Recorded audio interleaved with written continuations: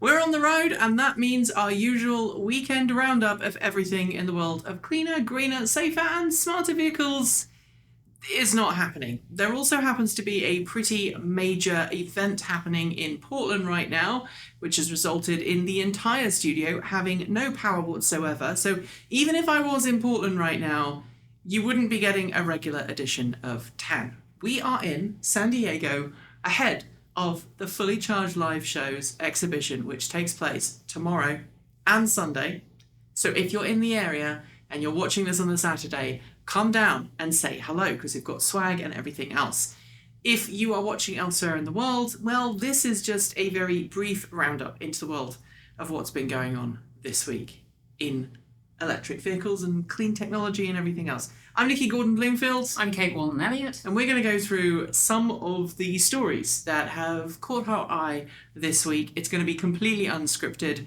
And as I said, because of aforementioned power cut back at the studio and the fact that the Ford F-150 Lightning that would have provided backup power is with us, not back at the studio, we don't have access to any of our B-roll. We don't have access to any of our usual kind of stingers or anything else. So we're really flying by the seat of our pants, I guess? Yes, indeed, or trousers.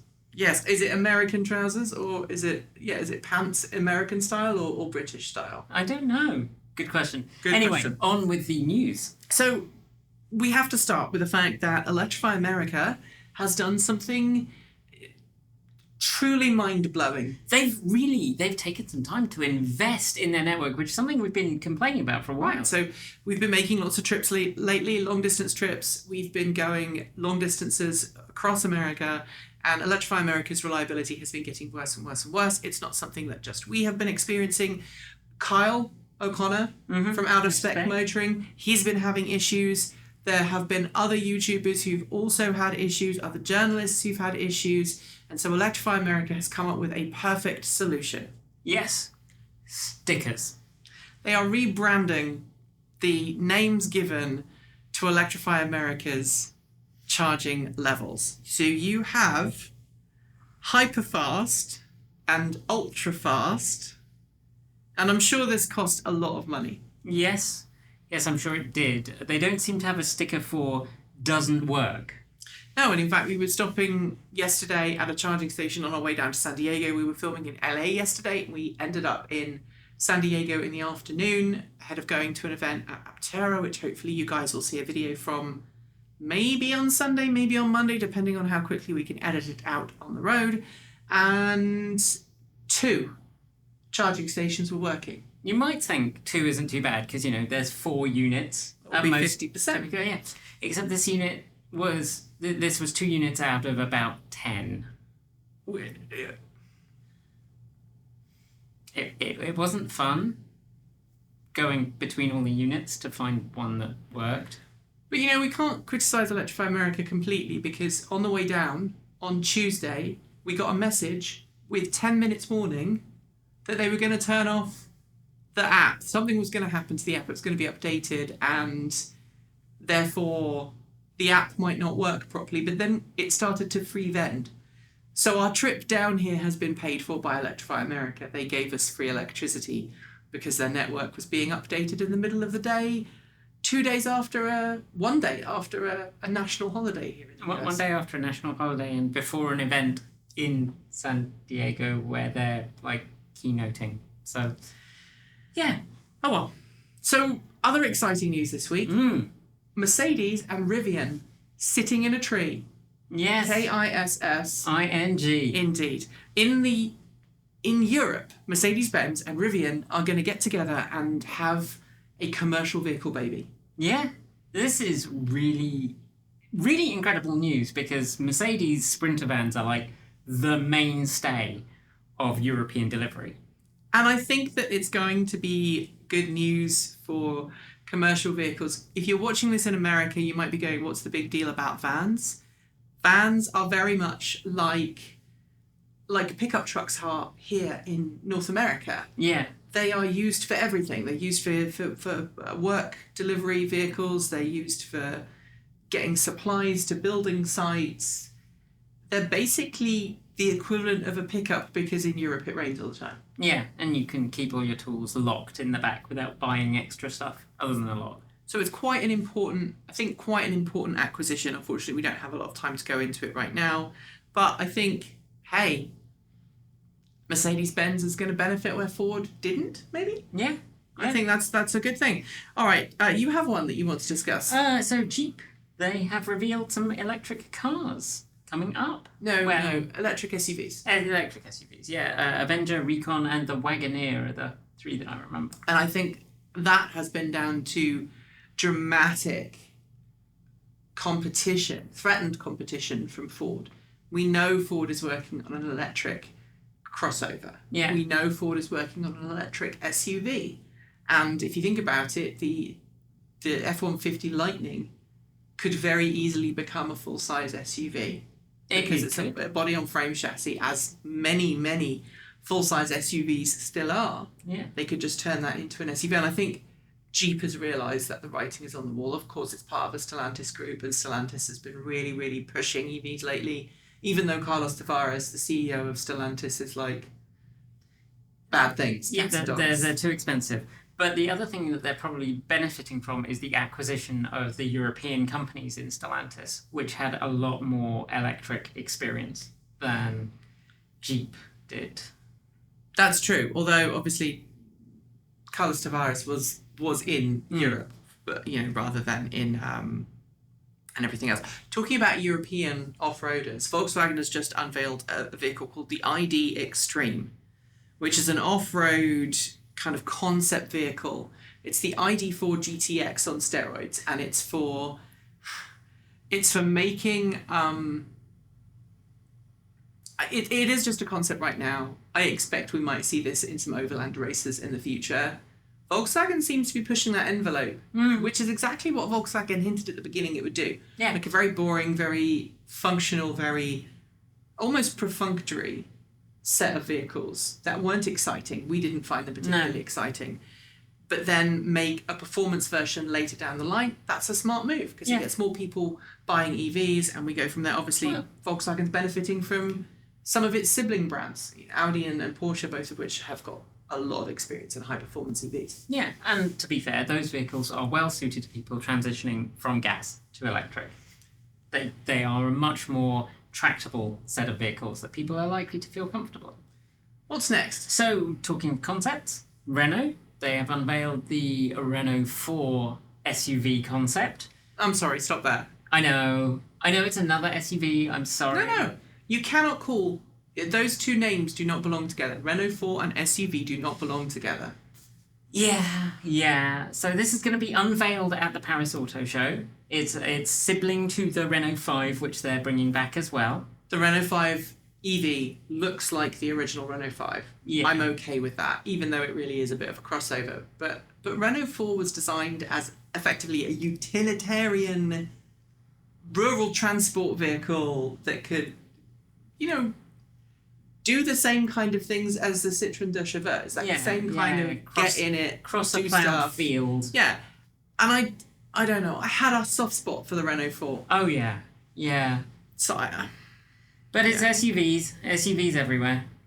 The other thing that is we're seeing a lot of is there's a lot of posturing this week about competing with Tesla, trying to beat Tesla, and of course Ford is trying to chase Tesla in the market. We're also seeing General Motors trying to chase Tesla, and two stories that kind of hit me this week was a Ford CEO says he wants to compete with Tesla, and he's going to kind of try and force dealers to stop doing the whole extreme dealer markup thing that dealers have been doing to try and make money during what is a really constrained supply crisis. Do we think he's going to be able to do it? I think it's going to be really tricky with the laws in place and on the books across the states. But Ford has a lot of money, so Ford can do that, and I think that would really, really help. The other thing, the other thing that I think is very interesting this week is that Chevrolet has basically said, $30,000 is going to be the starting price for the Equinox EV. Yeah.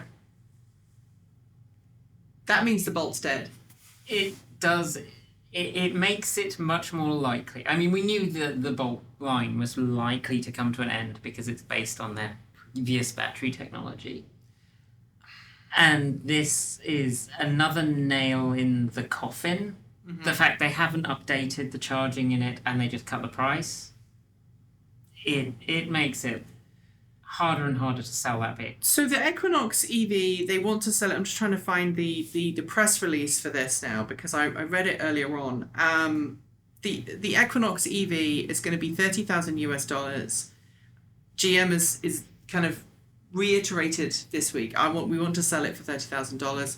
We want to make sure that people can afford it. It's going to have faster charging. It's going to have 250 miles ish of range, and it will come next year. So are we saying that the 2024 Bolt will be the last year and the Bolt EUV will be gone as well? I can see that happening. I mean, it's tricky because it is not the first time that an automaker has had cars that effectively compete against each other. Right. And if they can keep making the Bolt and make it cheap enough that it's worth churning out a few more, then it might soldier on in the way that some other lines just kind of tail and... But I don't see any big updates coming for it, certainly. Well, we saw what happened in the UK in the 70s with British Leyland and Morris and yes. Austin, who were all producing essentially the same vehicle with a different badge, right? Yeah. I think at one point in history, that would have been acceptable. Much in the same way that Apple used to make the Performer 200 and the LC 200 and then a different... They made rebadged versions of essentially the same chassis and sold it to different people. I don't think that GM can afford to do that because Ultium is costing it so much money. It doesn't have the money in the bank. Any automaker would be in the same situation. They don't have the money in the bank to make cross-shopping models when they're trying to basically pare down their output to a simpler design where they've got one or two shared chassis and platforms that everything is built on to try and to bring that cost of units down so they can actually continue to make a profit. So, I don't know. What's next? What's next? Well, you mentioned Tesla, so we should talk about the fact that Tesla is apparently looking at building a lithium refinery. Yeah, in Texas. In Texas. Nice. Also, Tesla is... No, okay. I'm really mean about Texas for my own personal reasons, but... Look, it makes sense for Tesla to be refining its own raw materials because it can bring the costs down. We were talking to several different industry insiders this week who are all saying the same thing. Battery companies are like sharks. They circle automakers. They go round and round and round and round. They trap them. They get them to agree to ridiculous supply contracts that are 3, 4, 5 years in the future at prices that they're not fixed at. They get you to sign the contract to say, yes, I'm going to buy batteries from you in 5 years' time. And then when 5 years comes along, they go, that'll be more money, please. And Tesla will completely do away with that if it's refining its own batteries. It will. I mean, this vertical integration that they do does have real significant advantages. It has some disadvantages, but it has some really significant advantages for them. And I think it's the only way that Elon Musk and Tesla will be able to achieve the promised price parity and the promised cost savings that we saw at Battery Day in 2020, or was it 2021? 2020 we first heard about this. These massive 69% cost savings. Yeah. That's the only way it will be possible. Really, absolutely the only way that I think it will be possible. Also, on a Tesla note, there's a rumor going around that Tesla is going to allow customers to vote on where their next superchargers are going to be. Oh, that is possibly positive. I mean, it's a good thing, and I think that it's again, one of our criticisms of charging networks is they put charging stations in really crappy places. Yeah, they do. And Tesla now has the cachet and the name to come up to if I was a business owner, or a property owner, and let's face it, a lot of these big malls and these big apartment complexes and big places where they're likely to want charging, they're now owned by investment bankers or they have significant stakes. This week, I think one of the biggest rental companies in the US sold $2 billion of real estate to Blackstone. And they are now going to be massive, massive corporate landlords. They have the money. If Tesla comes calling, go, hey, can we install some Tesla superchargers there? They would be fools not to. Yeah, they really would. The one concern that I have about that is it means that Tesla owners are choosing where those go. And that doesn't necessarily encourage new people to move into that ecosystem. And it also continues to disenfranchise people who really could benefit from electric vehicles. And look, that's something that, let's finish on that. We have driven through pretty much all of Oregon on our trip down and all of California. Yeah. And we travelled through Weed, where they had literally, as in less than an hour earlier, successfully extinguished a massive fire that had been raging there for 4 days or more. And we drove past hectares and hectares of just burnt to crisp forest. We saw extremes in temperatures. We recorded 37 degrees Celsius. 47 degrees Celsius, yeah. 47 degrees Celsius in the truck. And I think your car said the same. Yeah. That's 116 degrees, 117 degrees Fahrenheit. That's not normal temperatures for the Pacific Northwest. No. It's not normal temperatures for Northern California, which is where we were at the time. And we've got to get more people plugging in. We've got to get more people driving electric vehicles, and that isn't going to happen if we focus on just high-end automakers. And that's really the thing that this trip has... It's driven it home for us. It really has. I mean, sure, we were on radio. So for those who don't know, there are 5 of us here in San Diego for Fully Charged Live. There's myself, Kate, Erin, who's hiding away in one of the bedrooms in our apartment here, and then there's Michael, who's operating the camera, and then there's Moss, who's our merch person. And because we have so many cameras, because we had lots of merchandise to sell. So if you are coming down to San Diego, bring your cards, because we've got an exclusive design for the event that I wish I could show you, but I don't have it right now. We have an exclusive design that we are going to be selling at Fully Charged Live, and that means that we had a lot of stuff with us. We had all of the food, we had all of the water that we wanted to drink, because, again, we brought our own water. We didn't want to add extra problems to California's water supply. And so we had 2 vehicles, and we had radio contact between the vehicles, and that was our very, very front and center conversation all the way down was, oh my God, what are we doing? We went over one particular viaduct. Yeah, and you can normally see the water. I mean, it's a big, deep, only it's not. It's just a deep valley now. With a little tiny maybe a little river. Stream in the bottom. You could go paddle in it. And, we really have to solve this problem. I don't want to finish this on a downer, but I think if you're watching this channel, you probably are in the same way as well. So I can give a tiny little news story. All right, let's finish with something positive. Higher electrical rebates now available in Pennsylvania, and it has an income cap, and they've increased it more than 3-fold. Yeah, that's good. I would like it if all electric vehicle rebates came with a cap that was closer to the mean salary for a region, not how much money people were actually, how do I put this? People who are earning above $150,000 a year do not need incentives to buy an EV. No. And that means my family doesn't need My family doesn't need an incentive. Well, I've managed to miss every incentive except for the federal tax rebate on the second car. And your solar panels, which you're discussing. Oh yes, and that actually, yeah.